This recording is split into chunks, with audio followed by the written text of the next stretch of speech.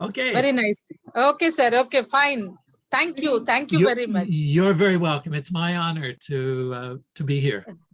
Very Thank you, excellent sir. activity, sir. It is very interesting also.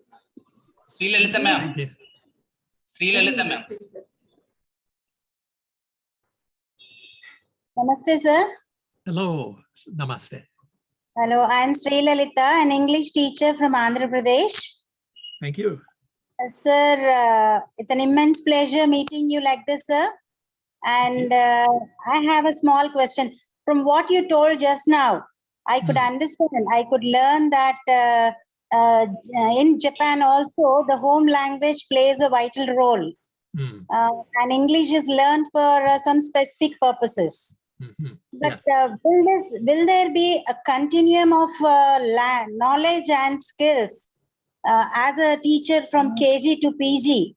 Can you suggest some ways where we find a little difficulty in secondary education? The children come here, but they find it difficult and they withdraw completely when we teach English. So are there any tools or techniques and how to fill these learning gaps? Okay. Can you Okay, thank you. Okay, just one little bit of background in the Japanese education system is under one national sort of agency or ministry of the government. And so there is a national curriculum. It used to start only in junior high school and continue through senior high school. Just in the last few years, elementary school is tentatively being added to the English curriculum, okay? So, but not very systematically, all right. So, but within the years from junior high and senior high, there has been like guidelines in terms of vocabulary kind of pool of that's expected that students graduating from senior high school would have learned these English vocabulary, or the certain kinds of grammar points that they would have a certain, but we also know that at a certain point in high school, all of that is sort of forgotten because it's driven by the university entrance exams. So what we call backwash me is about what the universities are expecting, and then that comes back to influence. Okay, I worked for a couple of years for the, let me see, Japanese is Daigaku Nyushi Shikan Sento. It's the Japanese national entrance exam. And we were very interested in what were the universities expecting when we handed over senior high school students to them. And we found that the expectations again were varied, and there was no kind of continuum.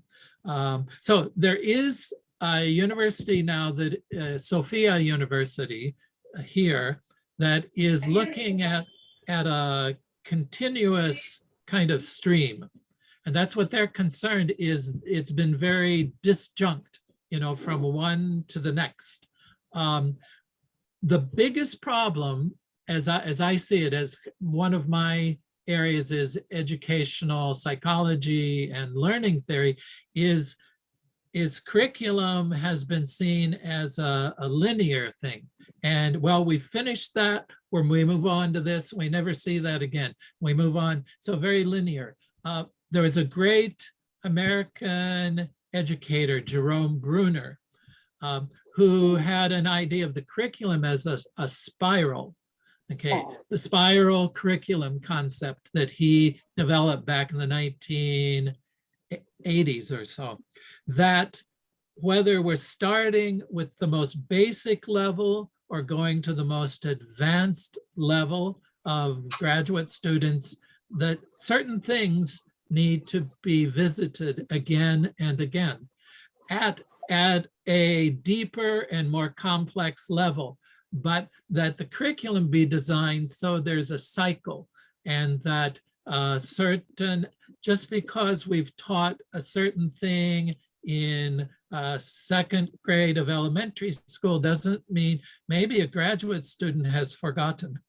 And that's not a shameful thing, but it's just the way the human mind works. So an ideal national curriculum for language would have a kind of a spiral, that there are certain aspects of grammar and vocabulary and idiom and how language that would follow through, all right? And yes, it would become more complex, it would become deeper and more flexible as the students go through, but that it would have some sense of continuity.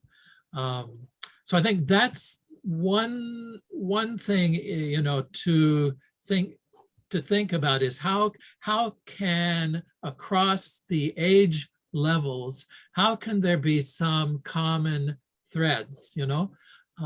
Some of that is the content of language, but it's also teaching about the strategies for language learning. Some people very naturally just figure out how to learn the language. A lot of us need some strategy. So here's a clever way to remember vocabulary by association. Or here's a kind of substitution exercise for, you know, and this works just as well with graduate students as it does with elementary students. So if it's a good principle, if it's worthwhile, it is true for all ages.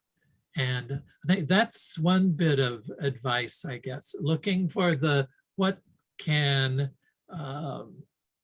work across the age levels. Thank you, sir. Thank you very much, sir. Thank you. You're welcome. Mangarani ma'am. Sir, it's showing only 1 minute 43 seconds time. Oh, okay.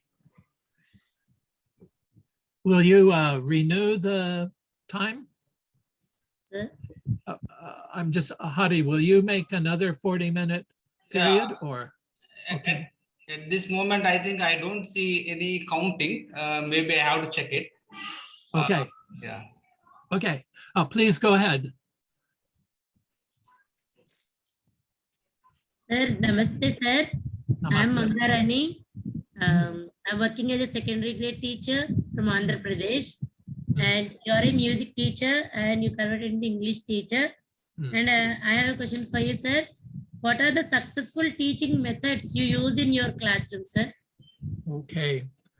I think the guiding principle behind my teaching is one thing is making sure the content is of interest to the students, okay? And what I mean by that is constantly changing, you know? And to be able to have a sense of what kinds of things topics are the students really interested in. Now, I may have an agenda. I want to teach about this kind of verb tense, or I want to teach about this way of constructing sentences or this, but